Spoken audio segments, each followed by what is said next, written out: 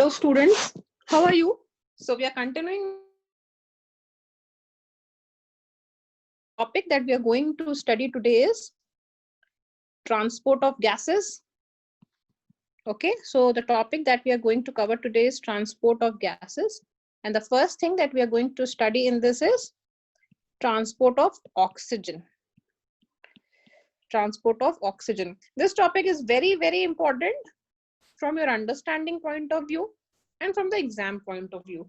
See, the most important thing is you just enjoy doing the subject, you just enjoy learning the subject. And when you will enjoy it, no, when you will enjoy anything, you will automatically become very good at it. So don't study it like a headache that, I have to study it, I have to study it. Study because you like it, because you want to become a doctor. Okay, your dream is to become a doctor. So enjoy the subject, learn the subject, apply the knowledge to the questions, fulfill your dreams. Okay, so let's start with the topic transport of oxygen. Before we start the transport of oxygen, let me tell you about hemoglobin structure. Okay, hemoglobin structure, because then only you will be able to understand this transport of oxygen. So this contains 2 alpha units and 2 beta units.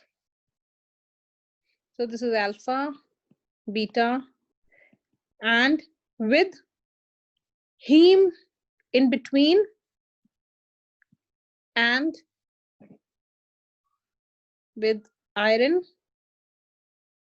Okay, so each hemoglobin can attach itself to 4 oxygen, right? Remember this portion. The heme portion of hemoglobin contains 4 atoms of iron. This is iron that I have shown, red color, each capable of binding to a molecule of oxygen, right? Oxygen. And this hemoglobin binds with oxygen in a reversible reaction and forms what? And forms oxyhemoglobin. Forms what? Forms oxyhemoglobin. Very easy. Very easy. So why am I telling you this? Because when the oxygen is coming inside our blood vessel with the RBCs and the plasma, what is happening? What is happening here?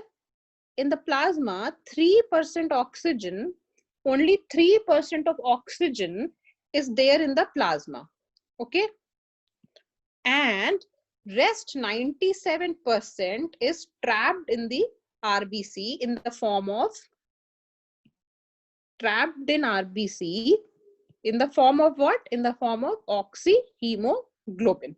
That's why I told you hemoglobin structure, oxyhemoglobin, and this is 97% is trapped.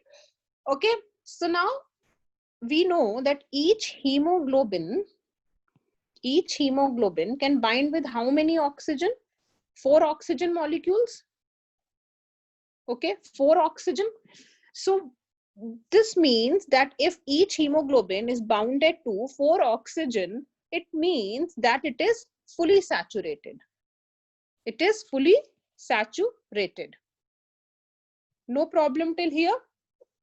And when hemoglobin binds, if suppose hemoglobin binds with 2 oxygen, what does it mean? It means that it is 50% saturated. 50%. All these things will be helpful when we will be doing the oxygen dissociation curve. Okay, oxygen dissociation curve. It will be very useful when we will be doing these all things, right? So now let us start doing this oxygen dissociation curve. So the first thing that we should know about this oxygen dissociation curve is that it is a relationship. It is a relationship between percentage saturation of hemoglobin, and partial pressure of oxygen. So it is like a graph. Okay, it is like a graph in which on the y-axis we have this percentage saturation, and in the x-axis we have this. Okay, so we will study this in detail. So first thing you should know is that oxygen dissociation curve is the relationship between percentage saturation of hemoglobin and partial pressure of oxygen. So now let us see the first point. What is the first point in this? If now the partial pressure of oxygen is high, what will happen? If the partial pressure of oxygen is high, what will happen? The hemoglobin will bind with large amounts of oxygen. It will bind with what? It will bind with large amounts of oxygen. Okay? And it will be like 100% saturated. 100% saturated. 100% saturated means 4 oxygen molecules. Okay? And when partial pressure of oxygen is low, what will happen? It will be only partially saturated. Now you know the meaning of 100% saturated and partially saturated. That's why I had told you these two terms before. Now this becomes the first point. We'll draw it, and we will draw it on a graph also. But first you understand. So what was the first thing? When partial pressure of oxygen is high, hemoglobin will bind with large amounts of oxygen. Okay. Now the second point, the deoxygenated blood that we say, the deoxygenated blood that we say, it is also 75% saturated. It is also 75% saturated. Now, if you remember my previous video, we had learned that that in the tissues that we are using oxygen and releasing carbon dioxide, and this deoxygenated blood was going to get oxygenated in the alveoli via heart.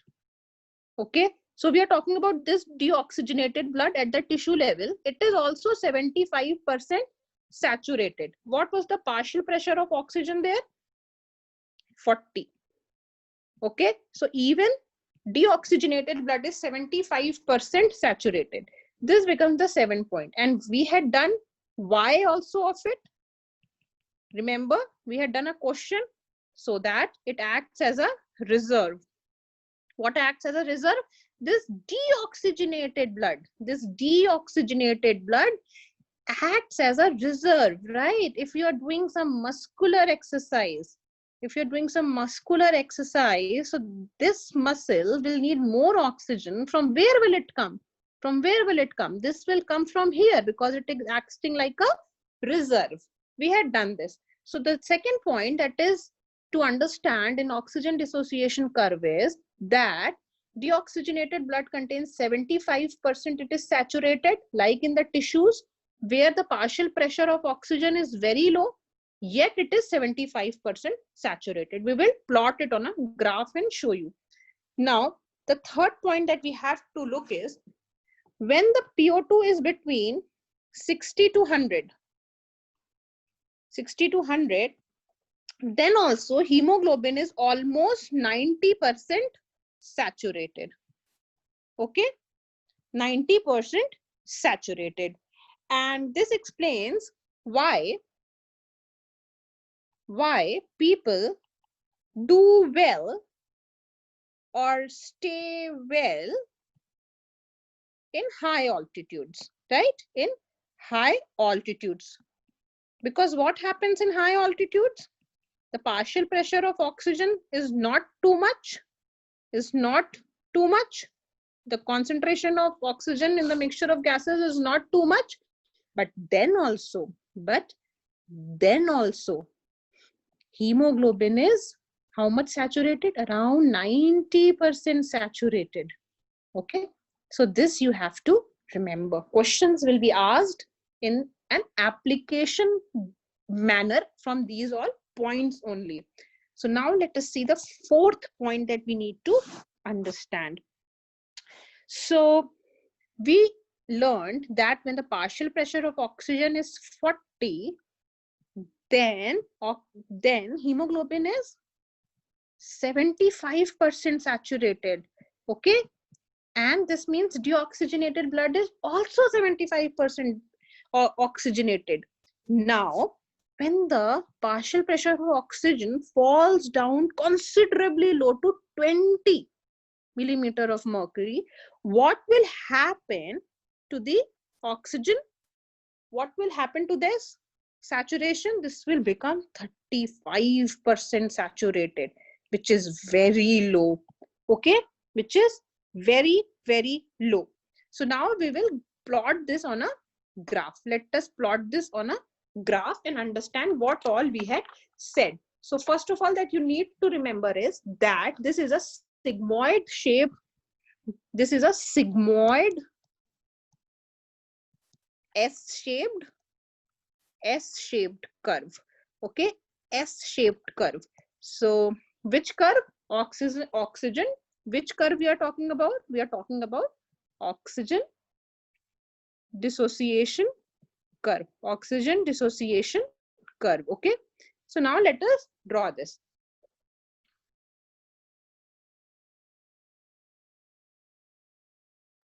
Here we have percentage saturation of hemoglobin, and here we have partial pressure of oxygen.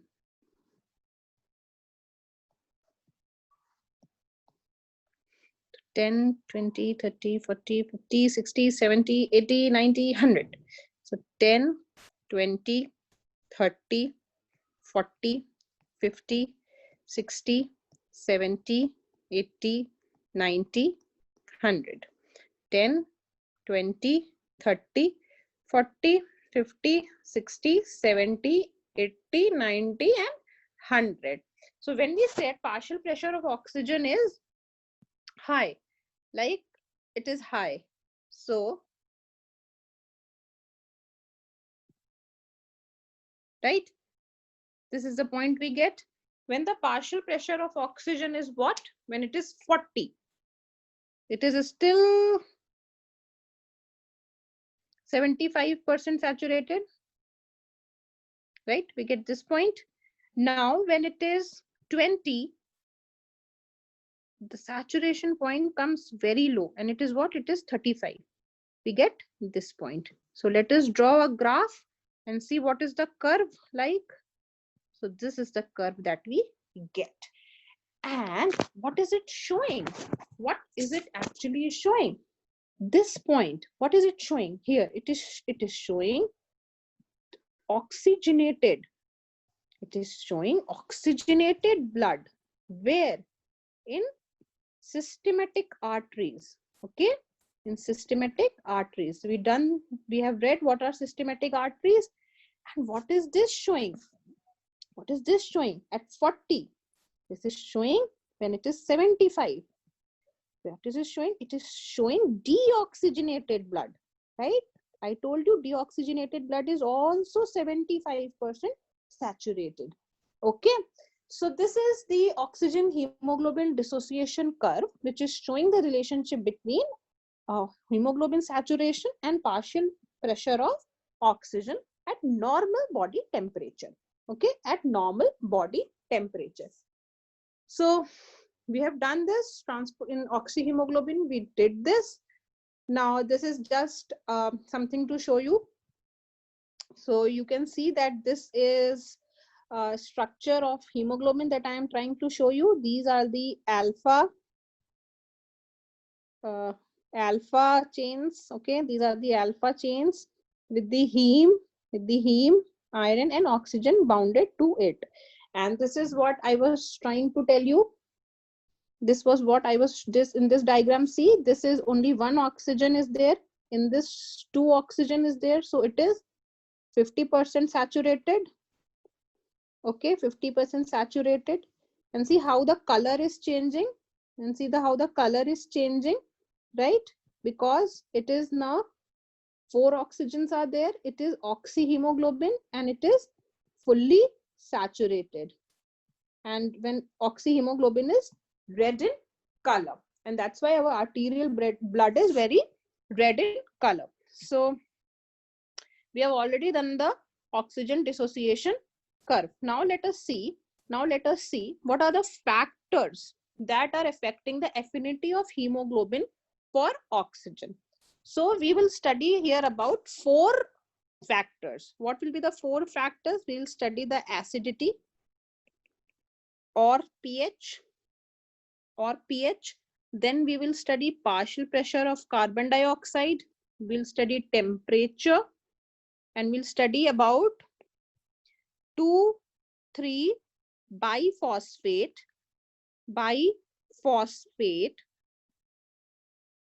glycerate.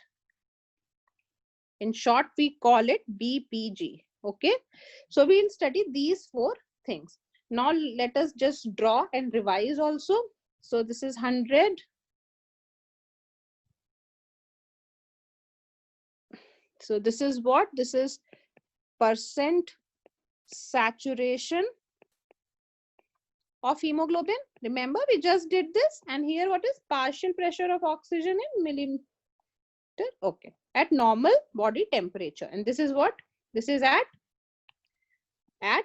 normal body temperature, right? Because we are obviously studying this, we are going to study it when the temperature changes and all. So this was one factor that will affect this curve. So at 40, what was the saturation level? Even the deoxygenated blood is 75% saturated, and at 20 it is 35% saturated. Got this? We plotted the graph. Okay, so now we will study the factors. The first factor that we are going to study is the acidity. So when the acidity increases, it means what? It means the pH is decreasing. So what is happening? The affinity of hemoglobin for oxygen decreases. And when the affinity will decrease, what will happen? Abhi tak to what was happening? The hemoglobin was holding oxygen. Oh, it is mine. This oxygen is mine. But when the acidity increased or the pH decreased, what happened? Now the hemoglobin is sad, because in this environment, hemoglobin cannot hold oxygen. What will happen when it cannot hold oxygen? What will happen? Oxygen will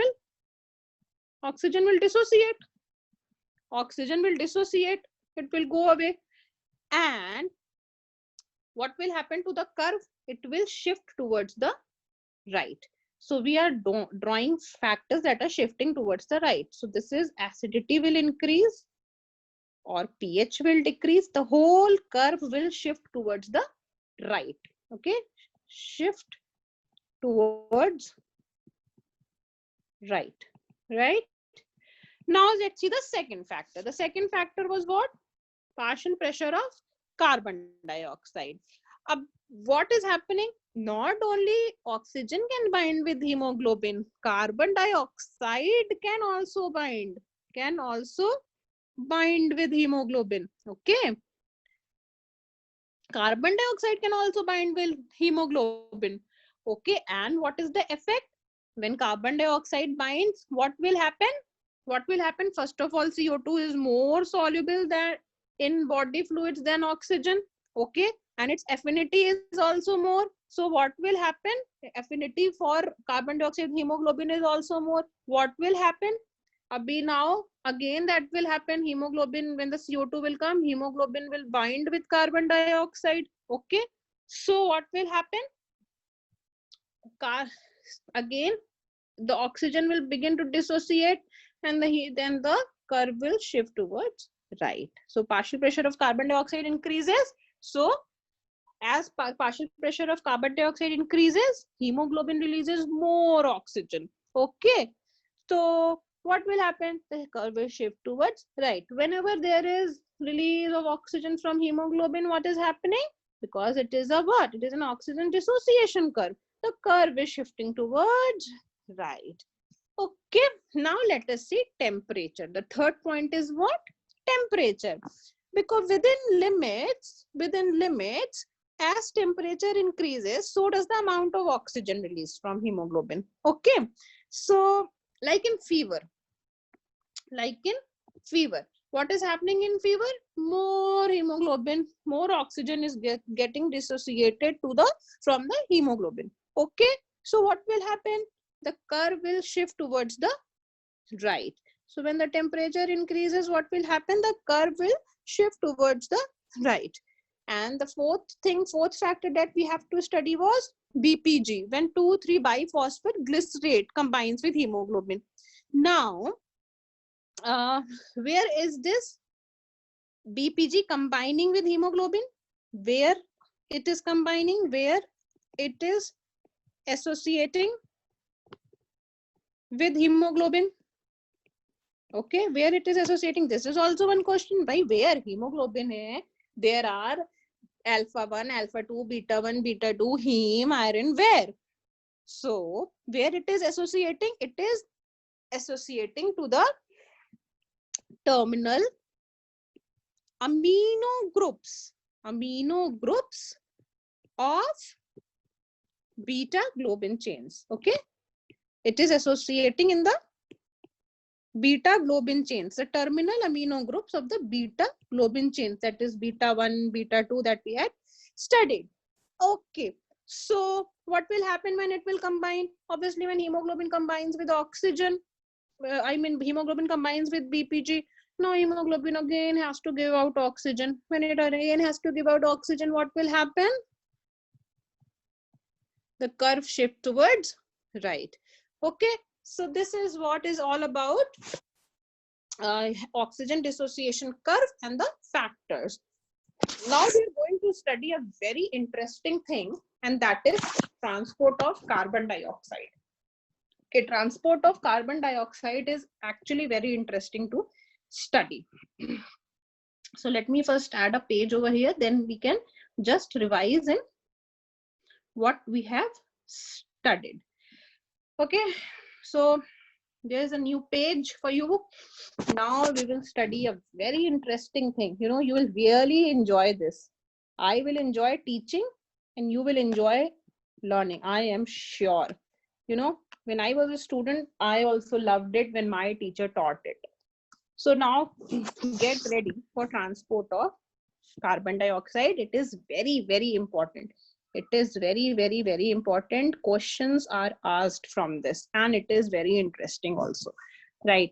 So let me draw a big RBC. Okay. Let me draw a big RBC. And here is the hemoglobin. So let me draw this hemoglobin with its oxygen. With its oxygen. Okay. Now this is hemoglobin with its oxygen. And now let us imagine that here is the tissue. This is what? This is tissue cells. You just imagine all these things first. I have drawn such a big, this is the plasma. Okay. This is the plasma. Okay. So now let us see what will happen. Now we are talking at the tissue level. We are not talking at what? We are not talking at the lung level. We are talking at the tissue level. Now, when these RBCs, this is what? This is an oxygenated blood. This is oxygenated blood. Why? Because you can see oxygen molecules attached to it, right? These are oxygen, red colored I have shown. These are oxygen molecules attached. Okay. So this is oxygenated blood, first point. Now, when this oxygenated blood comes near the tissue, what will the tissue say? The tissue will say, please give me oxygen, please give me oxygen. Why the tissue needs oxygen? Because of the production of ATP. And the tissue needs oxygen. But this hemoglobin is not ready to give oxygen. It is saying, no, I will not give oxygen. But the tissue is saying, no, I want oxygen. It is saying, I will not give it. Tissue is saying, I want it. So what will happen? The tissue will get angry. And the tissue will say, okay, you don't want to give me oxygen, I will die. I will fight for it. I will send what? I will send carbon dioxide. And that is my Hulk. So when the tissue will send carbon dioxide, what will happen? Carbon dioxide is more soluble than oxygen in plasma. So 7% will be in plasma. Okay, 7% will come in plasma. And what will happen to the rest of 93%? The rest of 93% will come inside what? Come inside this RBC, which I have drawn so big. So now what will happen? The affinity for hemoglobin is more for carbon dioxide. You know this, I had told you just. So now what will happen? This carbon dioxide will kick out this and get attached to this. And this oxygen will reach to this. But it still needs more. It still needs more. Only how much? Around 7% is here, and around 20 to 22% is attaching with itself with the hemoglobin. And when the carbon dioxide attaches with hemoglobin in a reversible reaction, what is formed? The compound is said carb amino hemoglobin. Carb amino hemoglobin. Hopefully you're understanding this here, around 20 to 25%. Okay, 20 to 25%. Now the tissue is saying, Are, I need more oxygen. I am producing ATP, you're not giving me oxygen. So what will happen? I told you the CO2 is the Hulk. It is very smart. Still 70% is there. What will this CO2 do? It will combine with the water. It will combine with the water. And what will it form? In a reversible reaction, in the presence of carbonic anhydrase, in the CO2 will combine with water in the presence of carbonic anhydrase to form what? To form H2CO3, which will dissociate itself into hydrogen ions and bicarbonate ions. So it will dissociate into hydrogen ions and bicarbonate ions, right? Bicarbonate. Now see, the fun part begins, right? Now that 30%, now that 30%, now that 70% is what? Is reacting with water to form carbonic acid, which is again doing what? Getting dissociating itself into this. Okay. Now this red blood cell is very, very, very scared. Why? Because of this H plus ions. Our body has a pH. Our body maintains pH. Okay. Now, when this hydrogen ion will increase, what will happen? Hydrogen ion increase matlab acidity increases or pH decreases. My God. Now this can be fatal. So the body does not want to die. The hemoglobin will attach, will give out this oxygen also, and here it will attach itself. Here, my God, this color. Here it will attach itself with what? With hydrogen ions. Okay. And why did it attach itself with hydrogen ions? To maintain pH. And therefore we can say that it is acting as a buffer. So this is what? This is acting as a buffer. Okay. Hemoglobin here is acting as a buffer. So now what will happen? Now from chemistry, your chemistry sir would have surely told you that in a reversible reaction, what happens? In a reversible reaction that we are talking about this reaction. right? We are talking about this reaction. Now, if this portion is more, these components are more, it will push the reaction towards this direction. And if this is more, it will push, if this is more, it will push the reaction towards this direction. The side where the components are more, it will push the reaction to the other direction.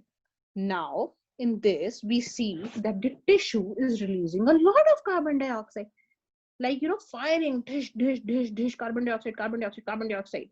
So now what will happen? The reaction will be forced to move in that direction. Okay, and a lot of bicarbonate ions will be produced. And what will happen? Once this side increases, the reaction will begin in the opposite direction, because wherever the components are more, it pushes the reaction to that direction. So now this bicarbonate ion is a very good guy, very good person, very good ion. It says, don't worry anyone, what I am going to do, I am going to go out. I will go out, everything will be fine, because I am the problematic structure. So I'm the problematic thing here, the bicarbonate ion. Okay, it will go out. But if it will go out, what will happen? The electrical balance will be disturbed. If it goes out, the electrical balance will be disturbed. So the outside chloride ion, which had no work, it becomes active, it becomes happy. Oh, it said, okay, bicarbonate ion, you come in. I will go inside for you. You don't worry. So what happens? Bicarbonate ions enter. Bicarbonate ions go out, and chlorine ions enter. For every bicarbonate ion, one chloride ion enters. And this is known as what? This is known as chloride shift. I told you that's very interesting, and this was done with the book of this was done by a scientist called Hamburger. This is also known as Hamburger phenomena. Okay, this much is clear. This much is clear to you guys. Okay, just see this diagram once again. 7% dissolves, 20 to 25% attaches in the form of carb amino hemoglobin. Okay, in the form of what? In the form of carb amino hemoglobin, around 20 to 25%, and the rest 70% reacts with water to form carbonic acid. Okay, and which dissociates into hydrogen ions and bicarbonate ions. And these hydrogen ions can be fatal, so they attach themselves with the hemoglobin. Okay, they attach themselves with the hemoglobin, right? Now we have done all these things. So this bicarbonate ions go out and chloride ion enters, and this is known as Hamburger phenomena. Okay, so now I really enjoyed telling you all these things. Now we will do something known as, we did all this where? We did all these things at the tissue level. We did all these things at the tissue level, right? I told you that's very important that we are doing it at the tissue level. So now things at the lung level. Where will we do? We'll do all these things at the lung level now. Okay, at the lung level. So what will happen? This deoxygenated blood that we were talking about, deoxygenated blood at the tissue level that we were talking about, it will go to where? It will go to the heart, and the heart will say, with vena cava or superior vena cava, we'll do it in circulation, and the heart will say, hey, you are of no worth, no use, go to lungs. Go to lungs and become oxygenated. Okay, you are of no use to the body, and become oxygenated. So now we start talking about the lung level. Okay, so now we are again, I will draw a big RBC. Okay, again I will draw a big RBC. So this is a big RBC that I am drawing because I have to write so many things in this. And what will happen here that now this was hemoglobin. This was hemoglobin with CO2 attached to it. With CO2 attached to it. Okay. And what attached? Hydrogen ions attached to it. So hydrogen ions attached to it and CO2 attached to it. Now it has reached to lungs, and here is our alveoli. Okay, here is our alveoli. Now the partial pressure of oxygen here is these are not grapes. Okay, this is our alveoli or lungs, you can say. This is our alveoli. Okay, and you know that the partial pressure of oxygen here is high. It is high, around 104. We have done this. So now who is the Hulk? At the tissue level, CO2 was the Hulk. Now who is the Hulk? Now this oxygen is the Hulk. Okay, this oxygen is the Hulk because gases travel from high partial pressure to low partial pressure. This is a deoxygenated blood. And so what will happen? What will happen? Oxygen level is low over here. Okay, it is around 40. So what will happen? The oxygen will come inside. The oxygen will come inside. And when the oxygen will come inside, what will happen? Here, the partial pressure of carbon dioxide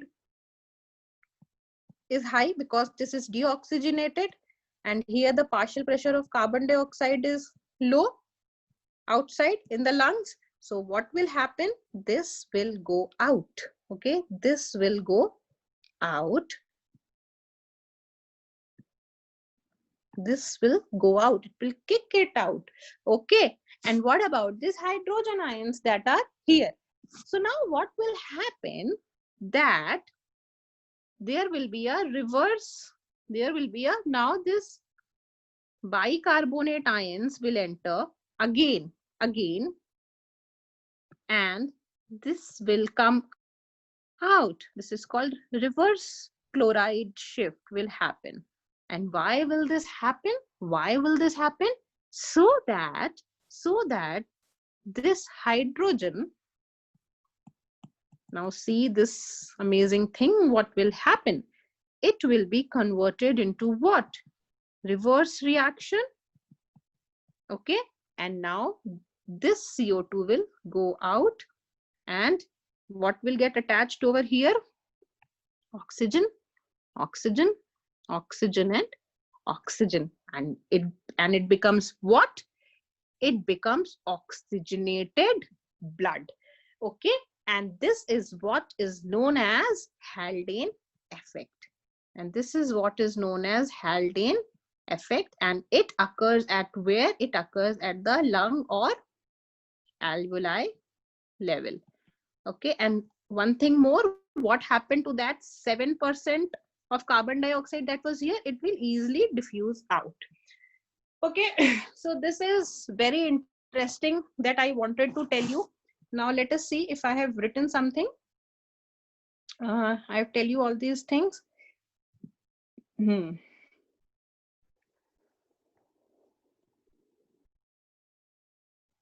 Okay, so I'm telling you about bicarbonate ions. I told you 70%. Okay, so as blood passes through pulmonary capillaries in the lungs, remember all these reactions are reversed and carbon dioxide is exhaled. Okay, each 100 ml of deoxygenated blood transfers 4 ml of gaseous carbon dioxide to the alveoli. Okay, so each 100 ml of deoxygenated blood transfers how much? 4 ml of carbon dioxide to alveoli. Okay, now I have explained you all these things. Chloride shift or Hamburger's phenomena and Haldane effect, both are done, right? So chloride shift or Hamburger's phenomena was occurring at the tissue level, right? And this was occurring at the lung level. right? So very easily explained. And this is some diagram that I have already told you. This, CO2 diffusing from tissues, 7% dissolves in the blood. And this is showing that bicarbonate ions are going out. Bicarbonate are going out, chloride is coming in. 23% combines with hemoglobin to form carbaminohemoglobin, that is H, okay? And 93% diffuses into the RBC. In this 93%, 23% is becoming carbaminohemoglobin and 70% is converting into this. How? I told you, CO2 plus water, right? Carbonic acid. And this was the reaction in the presence of carbonic anhydrase. Okay, we have already done this, all these things in detail. And this, you might be thinking, what is this circular thing showing? This is a protein which is allowing the movement of bicarbonate ions and chloride ions. Okay, so this is all done. And okay, now if you want to read it, you can just read it. I have already told you about the buffer system. Okay, why? If hydrogen ions will increase, the acidity will increase. And if the acidity will increase, what will happen? Okay, so we have already discussed all these things. The benefit of bicarbonate buffer system is that what? That the carbon dioxide is soaked in the blood with little change of pH. And this is important because a small change in the overall pH of the body can cause severe injury or death, because I told you the body maintains the pH. So the presence of bicarbonate buffer system allows for people to travel and live in high altitudes.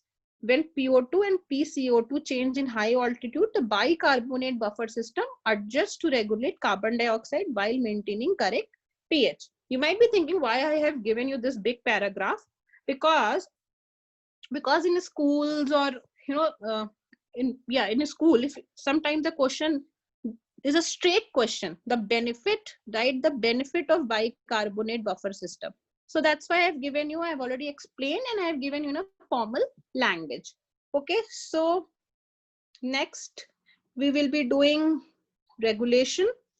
The next topic that we will be doing is regulation of respiration, and it is a very interesting topic. I really enjoy teaching it. In this, we'll be doing neural and chemical regulation. And please see this also, because this is a very, very, very interesting topic. Okay, so once we are done with regulation of respiration, we'll do the diseases, and then we'll do questions. Okay, then we'll do questions. I will try to include the questions of what we have done today, transport of gases. I will try to include few questions of transport of gases in the next lecture. So please be prepared and come to listen to the next lecture, because I'll be giving you some questions. Okay, so hope you will study, you have understood, and after the finishing of the chapter, when the whole chapter finishes, I will take a marathon class. I will take a marathon class in which I will just tell all concepts, and but it will be a very fatafat wala class. It will be a very fast class. Okay, this will be a very fast class. I am taking each and every topic in detail, as I told in my previous lectures also, because if you're doing few questions and you encounter a question of trachea, now you don't have to listen to the whole chapter. You have to just listen to the trachea and see what was the question. Where was I not getting it? Why was I not getting it? And for this marathon class or fast class, you can just keep it as an inventory, that just before 1 month of the exam, daily I will listen to it. I'm eating lunch, I'm eating dinner, I'll listen to it. I will just revise my concepts. So that is why my aim is that when you go to the question exam hall, you are all prepared. Okay, so have fun, don't take stress, be happy. Okay, be happy. Chalo, as of now, bye bye. Come prepared in the next lecture. Okay, bye.